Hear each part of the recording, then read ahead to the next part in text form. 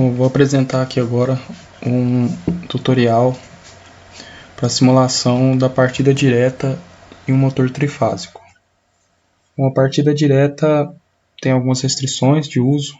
A maioria dos concessionários limitam a partida direta a motores até 7,5 CV e ela apresenta um pico de corrente muito alto na partida e por isso a fiação da instalação, tanto da alimentação do motor quanto da instalação, tem que ser dimensionada para suportar esse pico de corrente.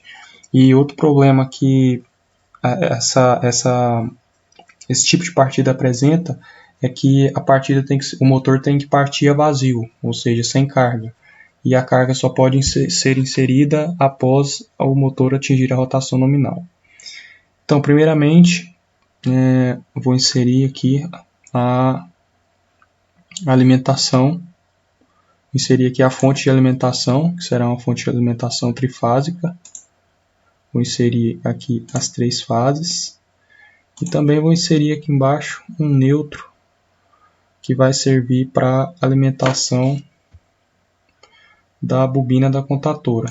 Vou considerar aí uma bobina monofásica que vai ser alimentada com fase neutro. Então as 3 fases aqui para alimentação tanto da parte de força quanto a parte de comando, e o neutro vai servir para a parte de comando, mais especificamente para a bobina da contatora.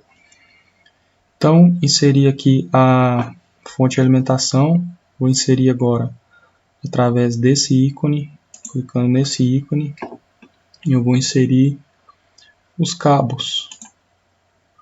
Eu posso clicar aqui, já vem os três cabos. Aqui, tirando esse, aqui, horizontal, chego com as três fases aqui.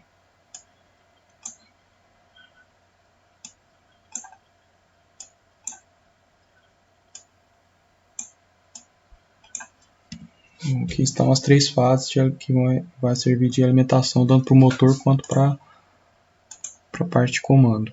Parte força quanto para a parte de comando. E aqui embaixo um neutro. Vou colocar esse neutro em uma cor diferente. Vou colocar ele em azul.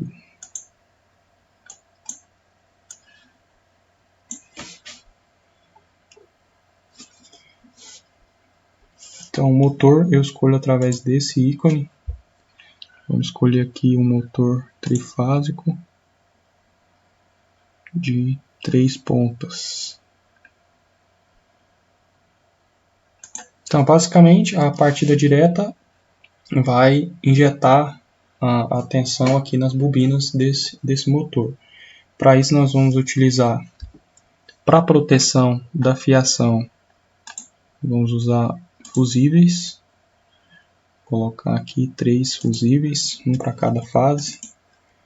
Vou chamá-lo de F1, que são os fusíveis de proteção da fiação.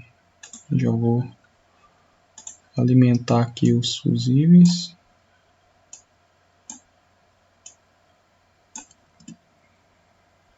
Depois dos fusíveis, vamos adicionar a contatora, que vai ser o elemento que vai fazer a comunicação aí entre a alimentação e o motor. Uma vez que a contatora fecha, esses contatos que são abertos fecham, vão alimentar esse motor. Vamos chamar essa contatora de K1. E como os fusíveis são para proteção da fiação, da alimentação, eu preciso colocar uma proteção para o motor em si. Caso aconteça de um rolamento travar, de romper algum desses enrolamentos e o motor esquentar, eu preciso garantir a proteção desse motor. Então, não é os fusíveis que garantem a proteção do motor, e sim um elemento chamado relé térmico. Então nós precisamos adicionar também um relé térmico.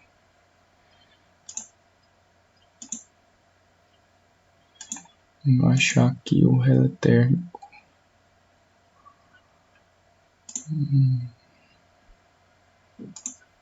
Aqui. Então, o símbolo do relé térmico é esse. Esse é o elemento que fará a proteção do motor em si. Então aqui vamos alimentar a contatora.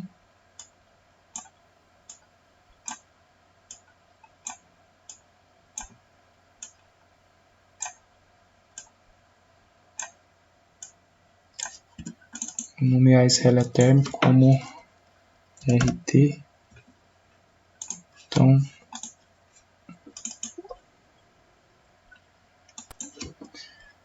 RT.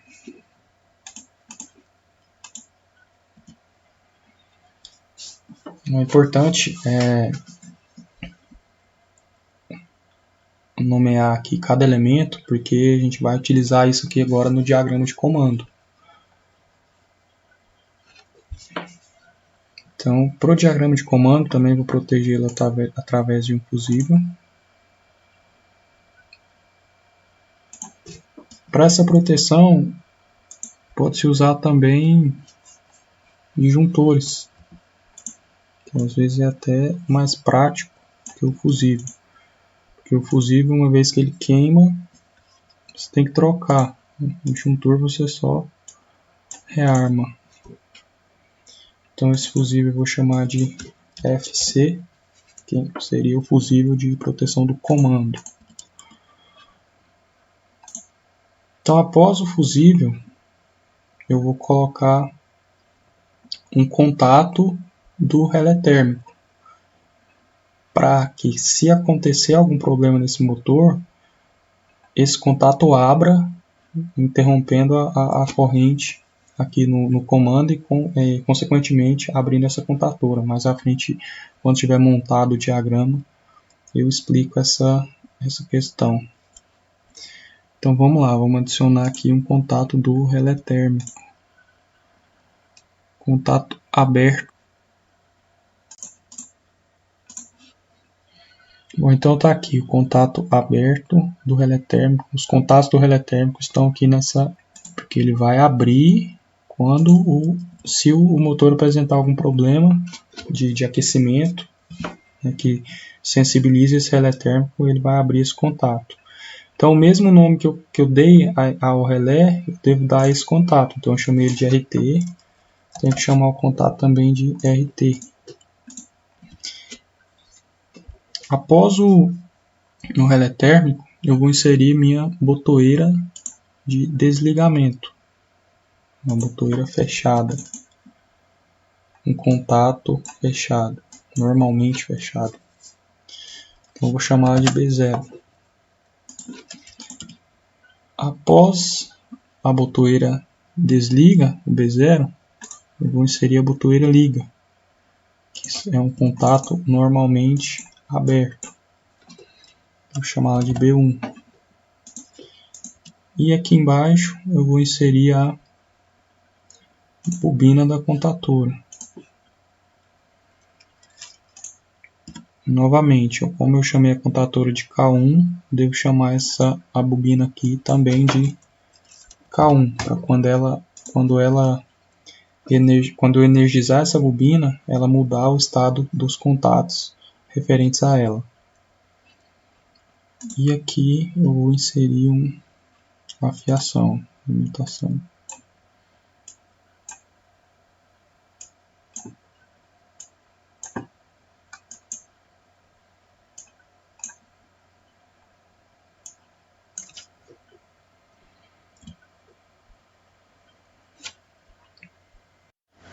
Bom, depois de montado aqui tanto o diagrama de força quanto o diagrama de comando, eu já posso fazer a simulação. Só que do jeito que está aqui, vai ter um probleminha que eu vou mostrar. Pressionei a botoeira liga. O que acontece? O motor funciona. Pode reparar que o motor está funcionando na simulação. Só que quando eu solto a botoeira, o motor desliga.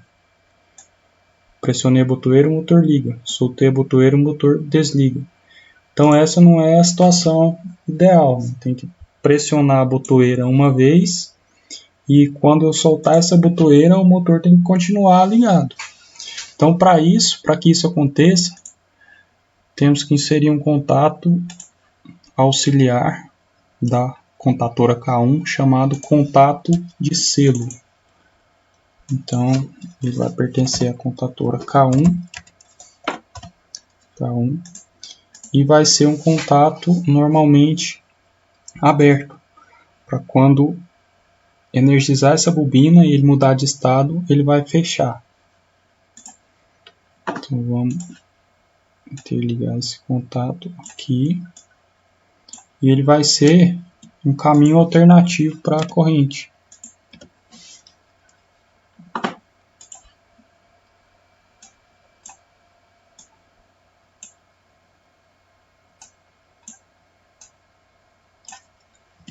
Então, quando eu pressionar, a botoeira liga, a corrente elétrica vai passar por aqui, vai energizar essa bobina, que vai alterar os contatos, né, que vai mudar o status de todos os contatos referentes a ela, ou seja, esse contato vai fechar e esse contato também vai fechar.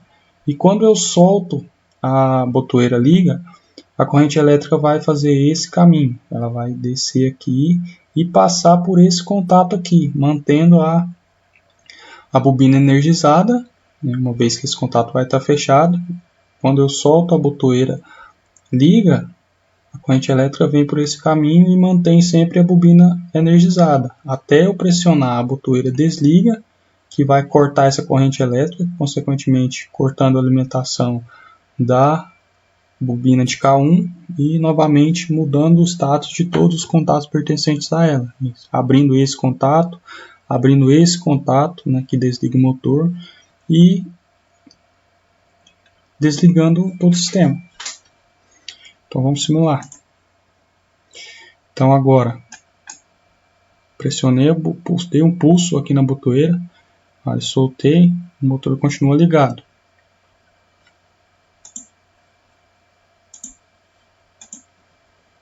E esse motor vai desligar nas seguintes situações. Suponhamos que ocorreu um problema no motor, um rolamento travou. O rolamento trava, quando acontece isso a corrente elétrica sobe e vai aquecer aqui o relé térmico. E dependendo do tempo que esse rolamento causa, esse aquecimento, o relé térmico atua. Então ele atua aqui, uma vez que o relé térmico atua, ele abre esse contato. Então abriu esse contato, cortei a alimentação da bobina, cortei a alimentação do motor. Outra situação em que pode ocorrer o desligamento do sistema. Um curto-circuito, por exemplo, aqui na alimentação do comando. Então suponhamos que ocorra um curto e queime esse fusível. O motor novamente está desligado. Ou até mesmo um problema, um curto-circuito no motor, né? Suponhamos que dê uma fuga de corrente aqui das bobinas para a carcaça e o que vai acontecer, a corrente que vai aumentar muito, né? Um curto-circuito, e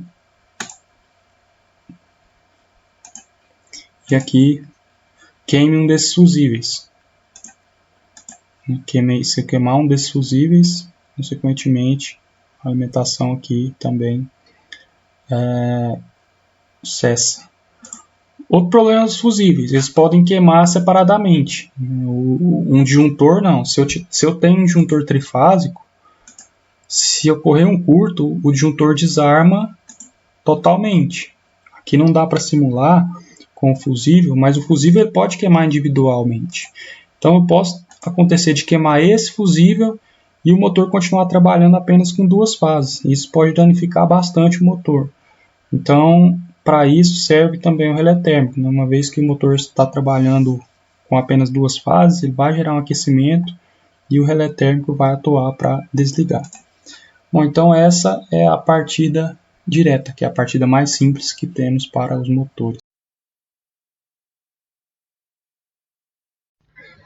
Bom, só uma observaçãozinha que o nosso amigo Fernando Júlio se esqueceu de colocar o terra de proteção do motor. Tá? É imprescindível que a carcaça do motor fique aterrada.